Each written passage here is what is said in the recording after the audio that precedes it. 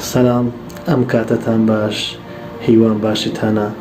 من هونەرمەند نامۆ تکایەکم هەیە، تکایە پابەندبین بە ڕێنماییەکانی تەندروستی بۆ پاراستنی خۆمان، خۆشەویستەکانمان، ئازیزەکانمان، کۆمەڵگا شیرینەکەمان.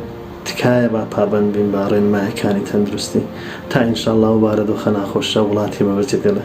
از آریان آرتووەکی هونەرمەندێک داخوازش وەت کە ماڵ دەرنەکەوە، داخوازش وەت کەم پابەندی ڕێنماییەت وەزارەتە ناوخۆ و تەندروستیە بن.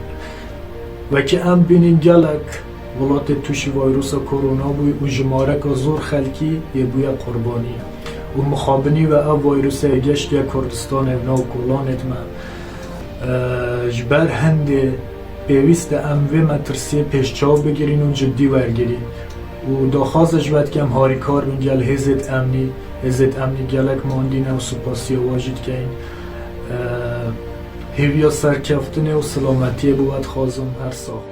من مامۆستا نەزمەندین دانیشتوی شاری سۆرانم. تکایە بە هەمووان لە ماڵەکانی خۆمان بمێنینەوە پابەندی ڕێنماییەکانی وەزارەتی ناوخۆ و وەزارەتی تەندروستی بین.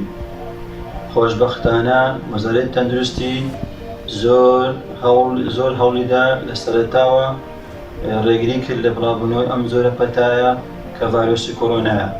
خۆتان دەزانن ئەم زۆرە پەتایە ئێستا زۆر بڵاو بۆتەوە، بۆیە باشترین چارەسەر و باشترین ڕێگا ئەوەیە کە لە ماڵەکانی خۆمان بمێنینەوە، دوورکەوینەوە لە قەڵەباڵغی و تێکەڵاوی لەگەڵ خەڵکان و کەسانی تردا. بۆیە سوپاسی تیمەکانی تەندروستی وەزارەتی ناوخۆ دەکەم کە شەو ڕۆژ خزمەتی ئێمەی خۆشەویست دەکەن، بۆی ئێمەش پێویستە هاوکاریان بین و ڕێنماییەکانیان جێبەجێ بکەین. بۆیە داواکارم لە ماڵەوە بمێننەوە.